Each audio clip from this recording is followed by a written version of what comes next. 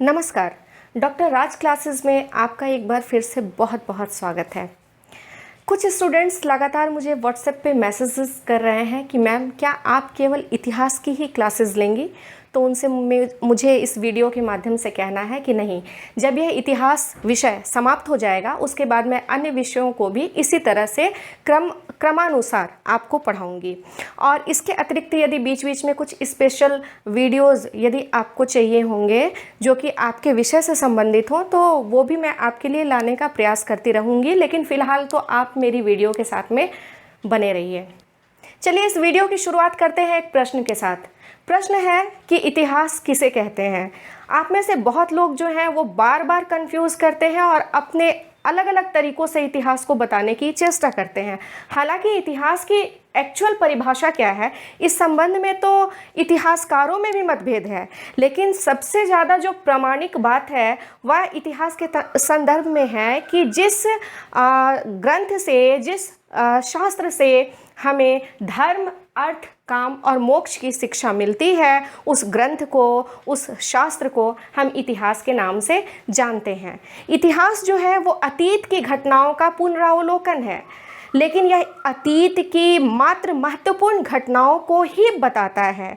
लेकिन हमें यह भी ध्यान रखना है कि कोई भी इतिहास की घटना, मतलब इतिहास में घटित कोई भी घटना इतिहास का अंग नहीं बन जाती है, बल्कि इसके लिए उसका महत्वपूर्ण होना बहुत ज़रूरी है। जैसे कि कोई अनगढ़ पत्थर है, वह इतिहास का हिस्सा नहीं हो सकता है जब तक कि उस पर कुछ ना कुछ उकेरा गया ना हो। तो इस तरह से एक पत्थर भी जो है वह इतिहास की रचना में अपनी महत्वपूर्ण भूमिका का निर्वाह करता है।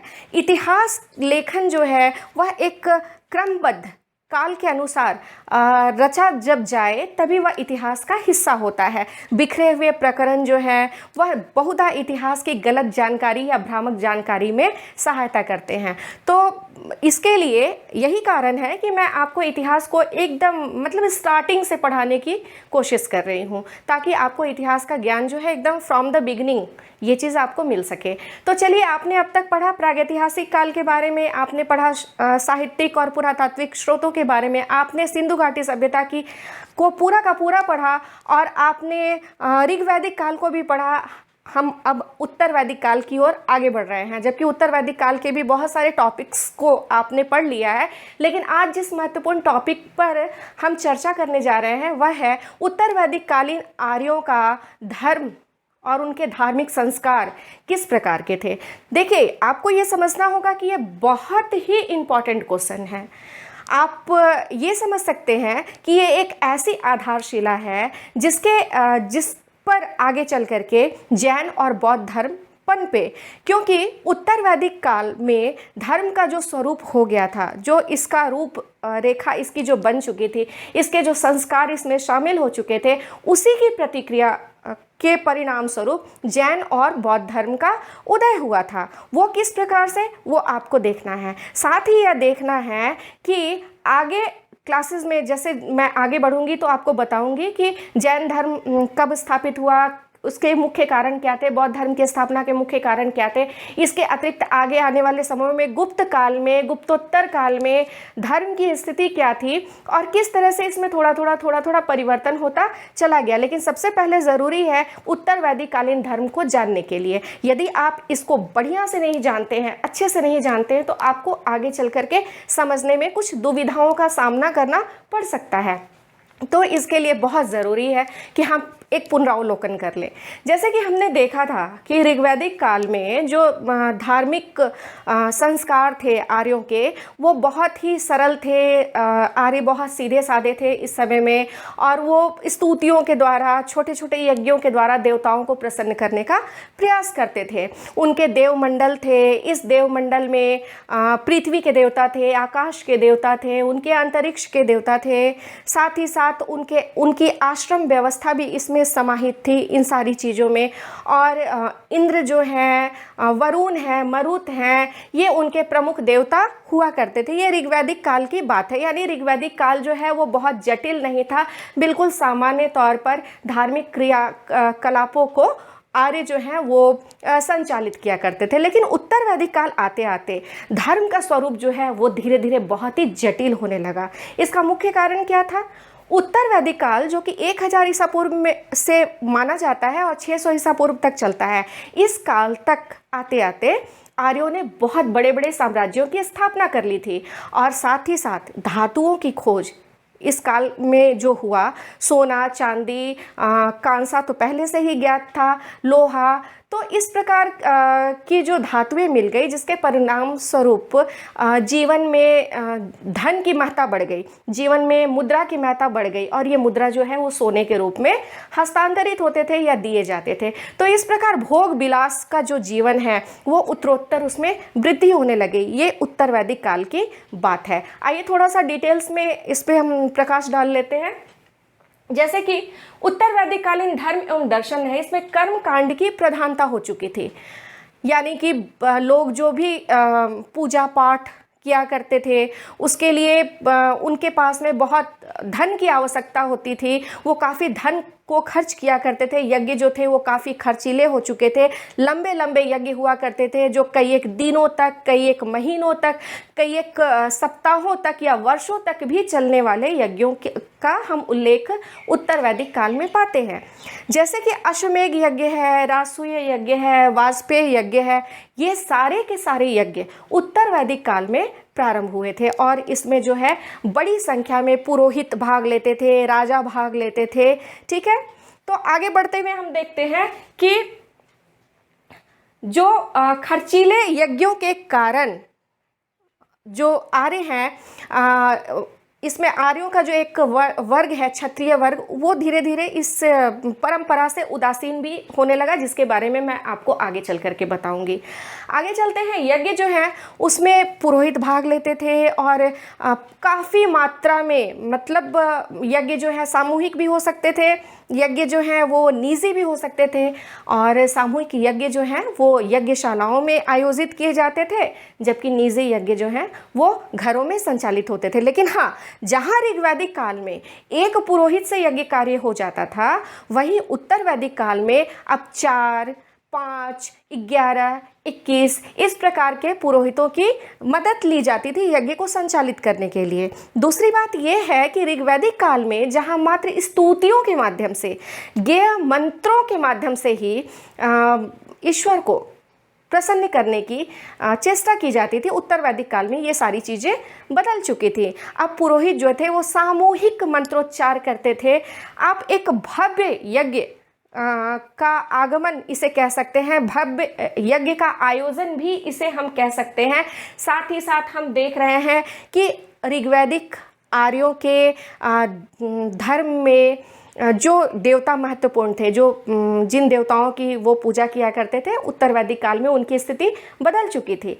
ऋग्वैदिक काल के जो आर्य थे वो मुख्य रूप से इंद्र, वरुण, मरुत की पूजा किया करते थे, जबकि उत्तर वैदिक काल के जो आर्य थे वो मुख्य रूप से अब नए ईश्वर जो हैं उनकी उत्पत्ति हो गई। ये ईश्वर थे ब्रह्मा, विष्णु और महेश, और अलग अलग यज्ञों में, अलग अलग पूजा स्तुतियों में अब इन देवताओं की पूजा होने लगी। हाँ, ऋग्वैदिक कालीन देवताओं का भी महत्व बना रहा, लेकिन अब ये दूसरे नंबर पर आ चुके थे। जैसे कि इंद्र और वरुण, इनकी पूजा ब्रह्मा, विष्णु और महेश के बाद होती थी। शिव को उत्तर वैदिक काल में रुद्र कहा गया, और रुद्र की पूजा जो है वो आर्यों के जीवन में बहुत ज़्यादा महत्वपूर्ण स्थान ग्रहण कर चुकी थी। इसके अलावा प्राकृतिक शक्तियाँ जो थीं उनकी भी वो पूजा किया करते थे, लेकिन इसकी मात्रा में कमी आ चुकी थी। ऋग्वैदिक कालीन आर्य जो है वो प्रकृति की पूजा किया करते थे, उनके ज़्यादा देवी देवता जो हैं वो प्रकृति से संबंधित थे। लेकिन उत्तर वैदिक काल के जो आर्य थे उनके देव जो हैं वो साकार रूप धारण करने लगे थे, उनकी कहानियाँ गढ़ी जाने लगी थी, और उनको एक मतलब मानवता के स्तर पर परिभाषित करने का प्रयास किया गया। तो ब्रह्मा, विष्णु और शिव, ये 3 जो देव हैं, इनकी उत्पत्ति उत्तर वैदिक काल में ही होती है। आगे बढ़ते हैं। अब देखिए कि ब्रह्म की सत्ता का उदय है। चूँकि हम देख रहे हैं कि जो खर्चीले यज्ञ हो गए हैं, आडंबर युक्त जो पूजा पद्धति हो गई है, जिसके परिणाम स्वरूप जो धन धान्य क्षत्रियों के द्वारा एकत्रित किए जाते थे वो काफ़ी मात्रा में उनके खजाने, उनके राजकोष निकलने खाली होने प्रारंभ हो गए। हाँ, एक बात आपको और यज्ञों के संबंध में बताना है, उसे भी आप याद रख लीजिए तो ज़्यादा बेहतर होगा। जैसे कि इस समय में पुरोहित जो है वो बहुत ज़्यादा दान दक्षिणा की मांग किया करते थे। हम रासो यज्ञ में बहुत जगह इस तरह का एग्जाम्पल पाते हैं कि 2,40,000 गायें राजाओं के द्वारा दान में मांगी जाती, मतलब राजा जो हैं वो दान में देते थे और पुरोहितों के द्वारा मांगी जाती थी। इसके अतिरिक्त वस्त्र, आभूषण, फल फूल, ये सारी चीज़ें, मिठाइयाँ, ये सारी चीज़ें तो अलग ही जो उन्हें समर्पित किया जाता था। यहाँ तक कि ऐतरेय ब्राह्मण में भी हम एक जगह ऐसा उल्लेख पाते हैं कि पुरोहित जो हैं वो राजाओं से कहते हैं कि यज्ञ के पश्चात राजाओं को चारों दिशाओं की जमीन जो है वो पुरोहितों को दान में दे देनी चाहिए। क्लियर हो रहा है? लेकिन यथार्थ में हम ऐसा कोई उदाहरण नहीं पाते हैं कि किसी राजा ने अपने चारों दिशाओं की ज़मीन को पुरोहितों को दान में दे दिया हो। तो ये भी आपको याद रखने की बात है। तो हम आगे बात कर रहे थे ब्रह्म के उदय पर। चूँकि आप देख रहे हैं कि उत्तर वैदिक काल में ब्राह्मणों में और क्षत्रियों में एक संघर्ष की स्थिति उत्पन्न हो गई थी। क्षत्रिय जो हैं वो अपने आप को ज़्यादा ऊपर मानते थे, मानने लग गए थे, क्योंकि उन्होंने बड़ी बड़ी राज्य सत्ताएं स्थापित की थी। अब वो ब्राह्मणों के मुहताज नहीं रह गए थे और ब्राह्मण भी जो थे वो क्षत्रियों से ज़्यादा धन धान्य यज्ञ के माध्यम से, पूजा कार्यों के माध्यम से निकलवा रहे थे। ऐसी स्थिति में क्षत्रियों में रोष उत्पन्न हुआ और उपनिषद में इसका उल्लेख मिलता है। और उन्होंने क्या किया कि आडंबर युक्त ईश्वर को मानने से उनका मतलब जो उनका दृष्टिकोण है वो बदलने लगा और एक ब्रह्म की एक नवीन विचारधारा का उदय हुआ। ये ब्रह्म जो है वो ईश्वर है ना, जो कि निराकार है।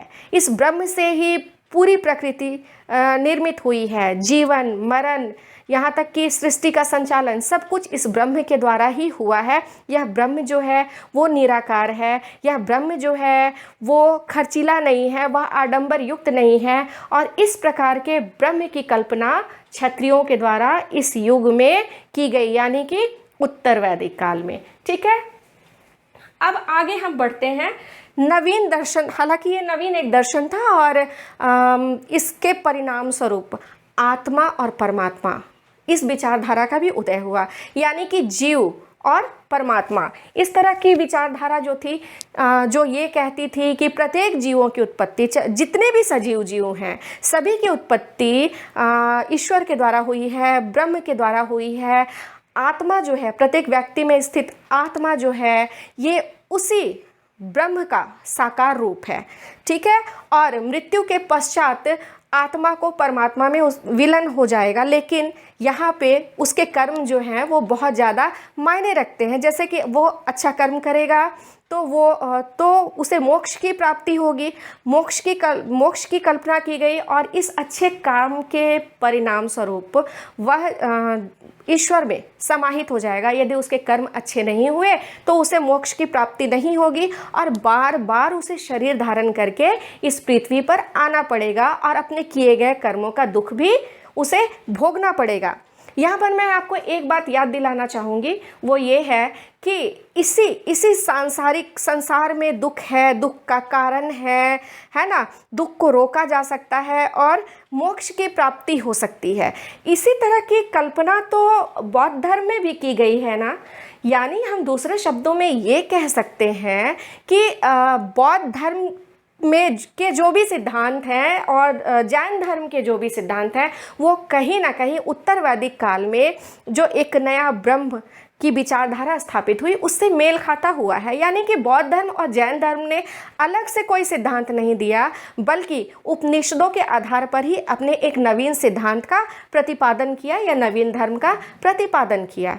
ठीक है, एक बात और आप याद रखेंगे कि स्वर्ग और नरक की कल्पना तो ऋग्वेद काल में भी की गई थी, लेकिन ऋग्वेद काल में स्वर्ग और नरक यानी कि पृथ्वी जो है, पृथ्वी पर रहने वाले जो जीव हैं वो जब मृत्यु के पश्चात जब उनकी आत्मा शरीर से बाहर निकल जाती है तो वो या तो स्वर्ग जाती है या नरक जाती है। ऐसे ही जो विचारधारा है वो उत्तर वैदिक काल में भी है, लेकिन ये मानना है इसमें आत्मा का प्रवेश हो गया है कि यदि आपने अच्छे कर्म किया है तो ही आप आपको मोक्ष की प्राप्ति होगी, अन्यथा आपको जीवन मरण के चक्र में वापस से आना पड़ेगा। जैसे गीता में भी कहा गया ना कि यदा यदा हि धर्मस्य ग्लानिर्भवति भारत अभ्युत्थानं धर्मस्य तदात्मानं सृजाम्यहम् परित्राणाय साधूनां विनाशाय दुष्कृताम। तो ये आप जो इस श्लोक को पूरा देखते हैं उसमें भी जीवन मरण की ही कल्पना जो है वो स्पष्ट रूप से आपको देखने को मिलती है। गीता में भी कहा गया है कि जैसे आप कर्म करते हैं उसी प्रकार का फल आपको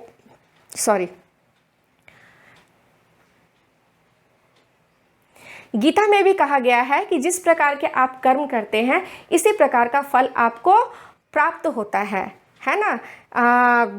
तो हम इस तरह से देखते हैं कि उत्तर वैदिक काल में जो धर्म में है वो जो व्यापक परिवर्तन आ चुका था, इस परिवर्तन के परिणाम स्वरूप आगे चल करके जैन धर्म और बौद्ध धर्म की भी स्थापना होती है। चाहे उसको आप आडंबर के कारण उत्पन्न हुआ धर्म कह लीजिए या फिर उपनिषदों पर आधारित ब्रह्म की कल्पना को साकार करते हुए बौद्ध धर्म और जैन धर्म कह लीजिए, लेकिन ये सारी की सारी चीज़ें हैं।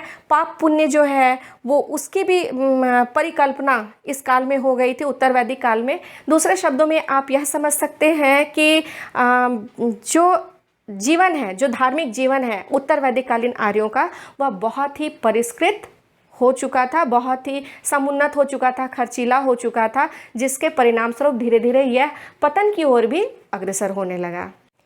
चलिए अब आगे बढ़ते हैं। जैसा कि आप देख रहे हैं या आपको मैंने पिछली वीडियो में भी बताया था कि कल की क्लासेस में आपको मैं बताऊंगी कि हड़प्पा सभ्यता और वैदिक सभ्यता में क्या समानता थी और क्या असमानता थी। जहाँ तक समानता की बात है वो बहुत कम समानता दिखाई देती है।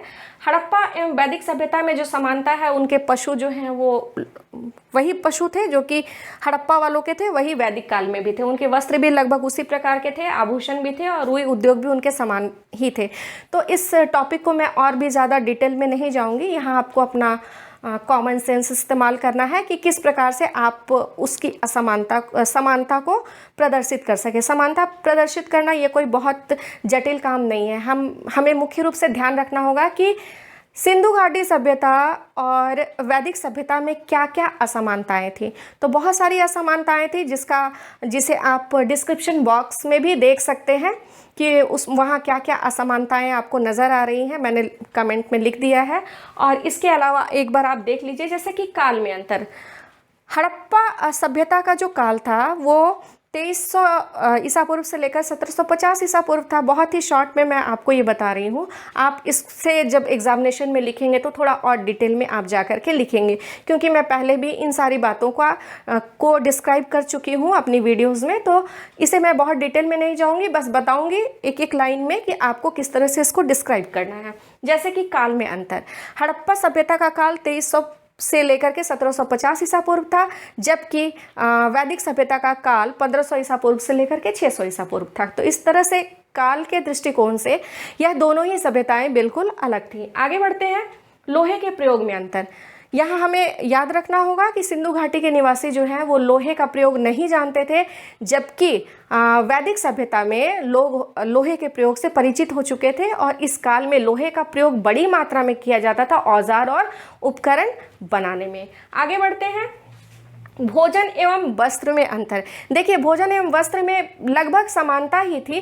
थोड़ा बहुत जो अंतर आ गया था वो ये था कि उत्तर वैदिककालीन आर्य जो हैं वो मांस का भक्षण करने लगे थे और सूरा का, सोम रस का भी पान करने लगे थे, जिसका अभाव हम सिंधु घाटी सभ्यता में देखते हैं। तो इस प्रकार उनके भोजन में एक प्रकार का अंतर था। अब दूसरा अंतर देखते हैं, उनके वस्त्र में अंतर। सिंधु घाटी सभ्यता के जो निवासी थे वो कमर के नीचे के वस्त्र पहना करते थे, उनका ऊपर का हिस्सा लगभग खाली रहा करता था, है ना। जबकि वैदिक काल के जो निवासी हैं वो वस्त्रों का प्रयोग किया करते थे। उनके वस्त्र को अधोवास, देववास इन नामों से जाना जाता है। मतलब दूसरे शब्दों में आप ये कह सकते हैं कि पुरुष जो है वो धोती पहनते थे और धोती का एक सिरा कंधे पर रखते थे, और औरतें भी शरीर के निचली भाग को भी ढका करती थी और शरीर के ऊपरी भाग को भी ढका करती थी। तो वस्त्र पहनने के तरीकों में हम स्पष्ट रूप से अंतर पाते हैं। आगे बढ़ते हैं स्नानागार। स्नानागार में आते हैं आप यदि आपने मेरी पिछली वीडियो मोहनजोदड़ो का विकास नगर निर्माण योजना देखी होगी तो आपको पता होगा कि सिंधु घाटी निवासी स्नानागार जो है उसका निर्माण किया करते थे। बड़े बड़े स्नानागार सामूहिक कार्यों को संपन्न कराने के लिए किए जाते थे। ऐसे बहुत सारे एग्जाम्पल्स हमें मिले हैं, जबकि वैदिक सभ्यता में हम इस प्रकार के स्नानागार का अभाव पाते हैं। आगे बढ़ते हैं। बर्तन। सिंधु घाटी के निवासी भी मिट्टी के बर्तनों का उपयोग करते थे और वैदिक काल के निवासी भी मिट्टी के बर्तनों का उपयोग करते थे, लेकिन सिंधु घाटी निवासियों के मिट्टी के जो बर्तन थे वो काले और लाल रंग से रंगे हुए मिले हैं, जबकि वैदिक काल के जो आर्य हैं उनके मिट्टी के बर्तन धूसर रंग के हैं, गेरुआ रंग के हैं उनके जो मृत भांड है। तो इस प्रकार बर्तनों में भी हम अंतर पाते हैं। दूसरी बात है कि उत्तर वैदिक काल में सोने और चांदी के बर्तन भी बनने प्रारंभ हो गए थे, है ना। इसके अतिरिक्त जस्ता के भी बर्तन बन रहे थे, लेकिन कांसे के बर्तन तो बनते ही थे, लेकिन सिंधु घाटी निवासी सिर्फ मिट्टी और कांसे के बर्तन ही बनाना जानते थे। तो इस प्रकार इसमें भी अंतर आ चुका था। आगे चलते हैं। नाप तौल में अंतर।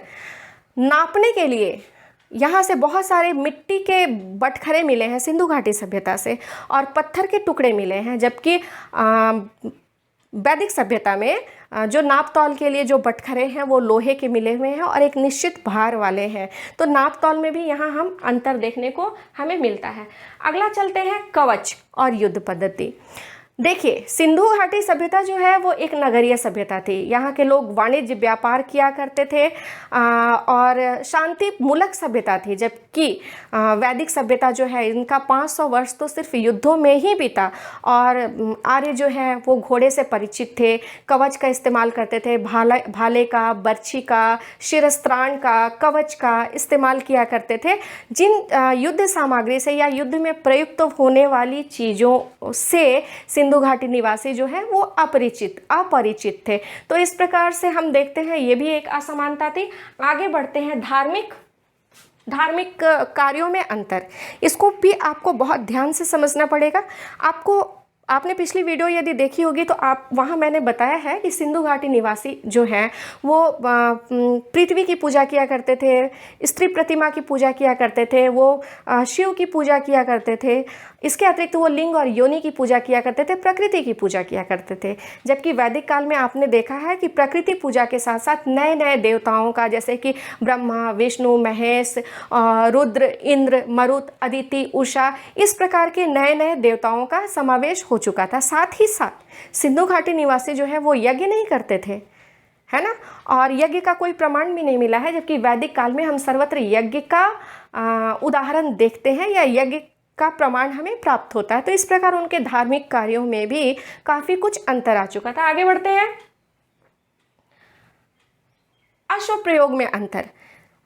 फिर आपको मैं याद दिला दूं कि सिंधु घाटी के निवासियों को घोड़े का ज्ञान नहीं था, जबकि वैदिक सभ्यता के निवासी जो हैं वो व्याघ्र से अपरिचित थे। व्याघ्र का उनको जानकारी नहीं थी, लेकिन अश्व का प्रयोग वो बड़े पैमाने पर किया करते थे और घोड़े की जानकारी सिंधु घाटी सभ्यता निवासियों को नहीं थी। उनके लेखन कला में भी अंतर था, यानी कि वैदिक सभ्यता जो है उससे लेखन कला जो है वो सिंधु घाटी सभ्यता की अलग थी।